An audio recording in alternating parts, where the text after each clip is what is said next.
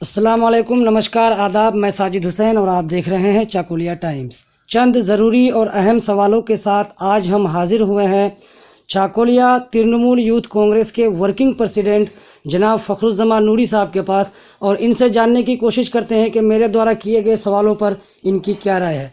तो सर, सबसे पहले तो आपका हमारे चैनल में बहुत बहुत स्वागत है। और स्वागत करते हुए मैं आपसे सबसे पहला सवाल करना चाहता हूं कि राजनीति, हमारे चाकुलिया की राजनीति में जो आपने हिस्सा लिया या आप राजनीति में आए, आपका सबसे मेन मकसद क्या है? क्यों आप राजनीति को चुना? अस्सलाम वालेकुम। जी मैं सबसे पहले चाकुलिया टाइम्स और मेरे अजीज़ दोस्त साजिद भाई को बहुत मुबारकबाद देता हूं, और उनके लिए मैं ख़ास दुआ करता हूं कि आपको कामयाबी दे और आपको अल्लाह को क़ुव्वत दे, जी, जिससे आप शुक्रिया। समाज की सच्चाई को आम लोगों तक आयना की तरह पेश कर सकें। आपने बहुत अच्छा सवाल किया है कि मैंने राजनीति में क्यों आया। तो मैं आपको बताना चाहता हूँ कि राजनीति में मैं यहाँ पे ना कोई अच्छा रास्ता था, कुछ भी नहीं था। और आपको मालूम होगा कि हमारे पूरे बंगाल में 341 ब्लॉक हैं टोटल, और चाकुलिया का नंबर सबसे लास्ट में आता है। ये देखकर हमको बहुत ही हमेशा दुख होती है। तो मैं राजनीति में एक एजेंडा लेके आया हूँ, एक मकसद से आया हूँ। मैं चाहता हूँ कि चाकुलिया एक डेवलप ब्लॉक बने, और आइंदा 5-10 साल में हमारे ब्लॉक किस तरह से 100 ब्लॉक के अंदर में रहे, मेरी ये कोशिश है। और मेरी राजनीति का खास मकसद ये है कि चाकुलिया में एक अच्छी कॉलेज हो, स्कूल हो। यहाँ पे किसी भी हाई स्कूल में अभी तक साइंस स्ट्रीम नहीं आया हुआ है, साइंस की पढ़ाई लिखाई हो। मेरा खास मकसद यही है कि तालीम और हेल्थ के सेक्टर में चाकुलिया डेवलप हो। अगर ये चीज़ पूरी हो जाती है तो मैं समझूंगा कि मेरी राजनीति में आने का मकसद पूरा हो गया। जी, अब मेरा आपसे अहम और ज़रूरी सवाल, देश में जिस तरह से कोरोना वायरस अभी पूरी दुनिया अगर हम देखें तो इस परेशानी से जूझ रहा है, उसमें हमारा भारत भी है, जो आए दिन नए मामले सामने आ रहे हैं, जिसको देखते हुए सरकार ने लॉकडाउन 1 से और आज लॉकडाउन 4 का ऐलान कर दिया है। इसमें जिस तरह की परेशानी आम जनमानस को, आम अवाम को और माइग्रेंट्स लेबर को हो रही है, उसको देखते हुए केंद्र की नरेंद्र मोदी सरकार ने 20 लाख करोड़ के पैकेज का ऐलान किया है। आपको ऐसा लगता है कि इन 20 लाख करोड़ में से 20 रुपये भी जो है आम आदमी की जेब में आता आपको दिखे? क्योंकि इन 20 लाख करोड़ के पैकेज को समझाते समझाते हमारे देश के वित्त मंत्री निर्मला सीतारमन जी को 5 दिन लग गए। आपको क्या लगता है सर? जी, ये आपने बहुत अच्छा सवाल उठाया है। मैं रोज़ाना सैकड़ों आदमी से बात करता हूँ, मज़दूरों से, गरीबों से, जी और मैं उनके हालचाल पूछने के बाद उन लोगों से पूछता हूँ कि क्या आप लोगों को मोदी सरकार की तरफ से किसी तरह की राहत मिली है, किसी तरह का फाइनेंशियल हेल्प मिला है। तो हर किसी का जवाब एक ही होता है कि अब तक हम लोगों को किसी भी तरह की राहत नहीं मिली है। उन लोगों की बातों को सुनकर मैं ये गारंटी के साथ कह सकता हूँ कि मोदी का ये जो पैकेज है, इससे कोई भी बेनिफिट मिलने वाला नहीं है। और शायद आपको याद भी होगा, इससे पहले भी मोदी 15 लाख रुपए के बारे में बोला था कि हर किसी के अकाउंट में जाएगा। बिहार में भी 100 करोड़ रुपए का पैकेज का ऐलान किया था, लेकिन अब तक वो भी ड्यू है। मुझे ऐसा लगता है कि नरेंद्र मोदी के लिए पैकेज ऐलान करना एक फैशन सा हो गया है। जैसे कुछ लोग हैं जो मोदी मोदी करके नरेंद्र मोदी को खुश करने की कोशिश करते हैं, ठीक उसी तरह नरेंद्र मोदी उन सब लोगों के लिए पैकेज का ऐलान करके सिर्फ उनकी दिल बहलाने के लिए कोशिश करते हैं। रियलिटी में मुझे नहीं लगता है कि कुछ बेनिफिट मिलने वाला है, और बेनिफिट मिलेगा तो कब मिलेगा। अभी तो आप देख रहे हैं आम गरीब मजदूर लोग कितने दिन आए दिन मर रहे हैं। अभी अगर नहीं मिली तो कब मिलेगी। तो मुझे लगता है कि ये सिर्फ एक धोखा है और इसके अलावा कुछ नहीं है। जी, एक सवाल मेरा सर आपसे, और जो बहुत ज़रूरी सवाल है कि बाहर राज्य में काम कर रहे लोगों को जिस तरह से परेशानियों का सामना करना पड़ा इस लॉकडाउन और इस कोरोना वायरस के लिए। लॉकडाउन तकरीबन शुरू से लेकर अभी तक अगर हम देखें तो 2.5 महीने का लॉकडाउन है, लेकिन लोगों के पास राशन, खाने के पैसे और बहुत सारी दिक्कतें, जिनको देखते हुए लोग ये फैसला किए कि हमको पैदल ही निकलना पड़ेगा। और पैदल घर के सफ़र में निकलने के बाद लोगों के साथ बहुत बड़ा बड़ा हादसा भी हुआ, जो आपने भी देखा, हमने भी देखा, लोगों ने देखा। उत्तर प्रदेश में हो गया, बिहार में हो गया, कई लोगों की इसमें जाने भी गई। तो इसमें सरकार की क्या जिम्मेदारी और कहाँ पे चूक हुआ कि इस तरह के लोगों ने जो है जाने कमाई? जी देखिए, ये जो कोरोना पेंडेमिक है, ये हमारे देश में ही नहीं पूरी दुनिया में अभी चल रही है, और इसका हम लोग सामना कर रहे हैं। लेकिन हम लोगों के देश में जो गरीब और मजदूरों को ये मुसीबत का सामना करना पड़ रहा है, ये सिर्फ इनके जिम्मेदार नरेंद्र मोदी सरकार है, क्योंकि नरेंद्र मोदी जो लॉकडाउन किया वो अनप्लान्ड लॉकडाउन किया।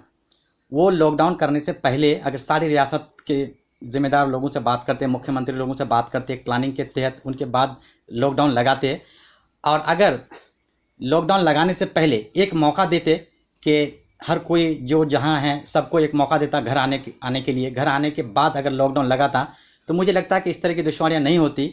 और नरेंद्र मोदी फर्स्ट टाइम में उनको लगा कि उन्होंने वो सिर्फ अकेले ही लॉकडाउन कोरोना वायरस की लड़ाई से जीत लेंगे, और सारा क्रेडिट लेने के चक्कर में वो किसी भी रियासत के मुख्यमंत्री से नहीं पूछा। लेकिन जब उन्होंने देखा कि नहीं वो अकेले नहीं कर सकते हैं, कोरोना वायरस से जीत नहीं सकते हैं, तब उन्होंने जाके सारी जिम्मेदारी अपने हर रियासत को अभी दे चुकी है। तो जहाँ तक हमारे वेस्ट बंगाल की सवाल है, हमारी मुख्यमंत्री ममता बनर्जी उन्होंने पहले दिन से ही, लॉकडाउन के पहले दिन से ही भरपूर कोशिश की है, और वो जहाँ तक हमारे बंगाल के हर ब्लॉक में कोविड हॉस्पिटल से लेकर हर तरह के इंतज़ाम किए हैं। और अभी आपको मालूम भी होगा कि बाहर में फंसे हुए लोगों को लाने के लिए उन्होंने ट्रेन का भी इंतज़ाम किया है। जितनी मुमकिन कोशिश हुई है ममता बनर्जी ने की है, लेकिन दुख इस बात का है कि सेंट्रल गवर्नमेंट नरेंद्र मोदी की सरकार बंगाल के साथ एक नाइंसाफ़ी कर रही है। ये एक राजनीति के तौर पर देखिए या जिस तरह पर देखिए, ममता बनर्जी के साथ नरेंद्र मोदी सरकार सौतेलापन कर रही है। अगर दिल्ली सरकार, मोदी सरकार कोऑपरेट करें तो बंगाल में और भी पोजीशन अच्छा, और भी ममता बनर्जी बहुत कुछ कर सकती है। जी जी जी। जब आपने पश्चिम बंगाल की बात करी सर, तो मेरा एक सवाल आपसे बनना ये ज़रूरी बन जाता है कि कोरोना ने तमाम तरह के कारोबार को जो है बंद कर दिया है, ताला लगवा दिया। हालांकि अभी कुछ कारोबार खुले हैं, तो अभी सरकार ने ट्रेनों का भी ऐलान किया है, जिस तरह से आपने अभी हमें बताया, लोग आ रहे हैं। तो पश्चिम बंगाल सरकार के सामने एक बहुत बड़ी चुनौती की तरह ये पेश होने वाला है कि जितने लेबर्स बाहर काम कर रहे थे, अब चूंकि लॉकडाउन से परेशान सभी लोग घर आना चाहते हैं और आएंगे भी।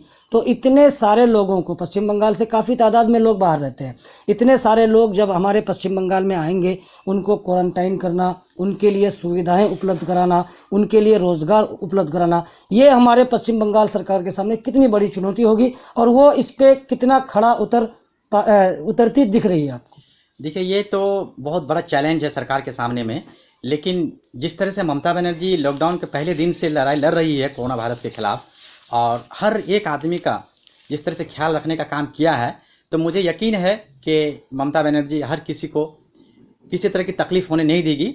थोड़ा सा टाइम लगेगा, लेकिन मुझे पूरी उम्मीद है कि दीदी है तो इंशाल्लाह हर कुछ वो सब लाइन में लाने की कोशिश करेगी, मुझे पूरी यकीन है। अभी जिस तरह से क्वारंटाइन सेंटर्स में लोगों को रखा जा रहा है सर, उनमें क्या सारी सुविधाएं हैं? जी, जहाँ तक मैं खबर लिया हूँ तो ज़्यादातर में अच्छा ही इंतज़ाम है। हो सकता है एक दो जगह ऐसा जहाँ पे इंतज़ाम ना हो, तो मैं कहूँगा कि सब कुछ अगर सरकार पर या एडमिनिस्ट्रेशन पर छोड़ देने से नहीं होगा, लोकल लोगों को भी कोऑपरेट करना पड़ेगा। अगर कहीं पे भी किसी भी तरह की प्रॉब्लम्स है अगर, तो इमीडिएटली ब्लॉक बीडीओ ऑफिस को या थाना के ओसी को या लोकल लीडर्स को इन्फॉर्मेशन दें। इंशाल्लाह मुझे पूरी यकीन है कि वहाँ हर तरह का इंतज़ाम किया जाएगा। एक कड़ा सवाल मैं आपसे करूँगा, हो सकता है आपको अच्छा ना लगे, लेकिन मेरा जो फ़र्ज़ है कि नहीं, सवाल करना ही मेरा काम है। मैं आपसे सवाल करता हूँ कि हमारे चाकुलिया के विधायक जी वीडियो जारी कर लोगों को संदेश देते हैं, लोगों को ये बताते हैं कि हम सरकार के पास ये आवाज़ उठाते हैं आप लोगों के लिए, जिस तरह के भी, जो आपने भी देखा वीडियोज़ को, हमने भी देखा। लेकिन क्या होता है कि आप लोगों की तरफ से उन्हें घेर लिया जाता है, सोशल मीडिया के माध्यम से काफ़ी राजनीति गर्मा जाती है। तो चाकुलिया विधायक के वीडियोस में आप लोगों ने ऐसा क्या देखा सर जिसमें राजनीति करना आप लोगों ने मुनासिब समझा? देखिए, मैं आपको सच्चाई के साथ बोलता हूं कि मैं तो विधायक जी का उतना वीडियो नहीं देखता हूं जी, लेकिन अभी मेरे हिसाब से अभी राजनीति नहीं होनी चाहिए। और जहां तक मैं जानता हूं कि चाकुलिया के अवाम दो बार, एक बार 2017 के फ्लड में और अभी कोरोना वायरस के टाइम में मुसीबत का सामना किया है, और ऐसे मुसीबत के वक्त में वो चाहते थे कि हमारे एमएलए साहब हमारे बीच में रहें, लेकिन बहुत दुख की बात है कि वो दोनों बार ही यहाँ से गायब रहे, यहाँ के लोगों के सामने में नहीं आए, मदद करते हुए नहीं दिखे। बहरहाल मैं अभी किसी भी तरह के सवाल खड़ा नहीं करना चाहूँगा, क्योंकि जब ये कोरोना वायरस ख़त्म हो जाएगी, सब चीज़ें नॉर्मल हो जाएगी, तब एमएलए साहब को आम आदमी की अदालत में आकर जवाब तो देना पड़ेगा, क्योंकि वो बहुत दिन से एमएलए हैं और अब तक उन्होंने क्या क्या इलाका के लिए, वो उनको तो जवाब खुद ही देना पड़ेगा। अभी फ़िलहाल मैं नहीं समझता हूँ कि मुझे कोई सवाल खड़ा करना चाहिए ऐसे वक्त में। जी नहीं, वो विरोधी दल के एमएलए हैं तो वो आवाज़ ही उठा सकते हैं सर, काम तो सरकार ने ही करना है। जी, आपने सही कहा, आवाज़ ही उठा सकते हैं, लेकिन एक मैं आपको बताता हूँ कि एक एमएलए का भी बहुत पावर होता है, और ये आवाज़ ऐसा होना चाहिए जो कंस्ट्रक्टिव हो, पॉजिटिव हो, इलाका के लिए बेहतरी के लिए हो। ऐसे आवाज़ उठाते हैं जो ऑलरेडी काम तकरीबन हो जाते हैं, उन चीज़ के लिए आवाज़ उठाते हैं सिर्फ क्रेडिट लेने के लिए। तो मुझे लगता है कि वो सिर्फ वीडियो जो बनाते हैं या जिस तरह की भी आवाज़ करते हैं उसमें सिर्फ राजनीति है, इलाका के लिए कोई भलाई या कंस्ट्रक्टिव नहीं है। तो फिलहाल जो भी हो, विधायक साहब जो अच्छे समझते हैं वो अभी कर रहे हैं, मैं उस पर कोई भी सवाल अभी खड़ा नहीं करूँगा। जब ये सारी चीज़ें नॉर्मल हो जाएगी तब चकुलिया के अवाम खुद सवाल खड़े करेंगे एमएलए साहब से। अभी फ़िलहाल मैं चाहता हूँ कि कोई भी कंट्रोवर्सी के तौर पर मैं उनको नहीं देखूँ।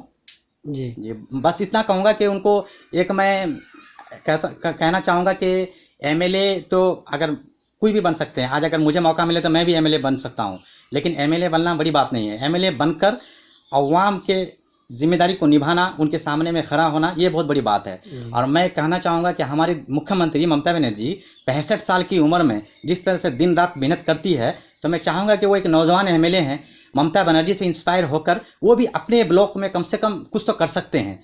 एक ममता बनर्जी 65 साल की उम्र में इतना कुछ कर सकती है, तो एक नौजवान एमएलए से हम लोग बहुत कुछ उम्मीद कर सकते हैं। और मैं रिक्वेस्ट करूँगा कि वो चकुलिया के अवाम के सामने में आएँ, लोगों के सामने में खड़े रहें, उनके दुख सुख में साथ दें। जी, एक सवाल मेरा सर आपसे कि हमारे चैनल के माध्यम से आप चाकुलिया वासियों को, चाकुलिया के अवाम को क्या संदेश देना चाहते हैं इस कोरोना पेंडेमिक के वक्त, इस महामारी के वक्त?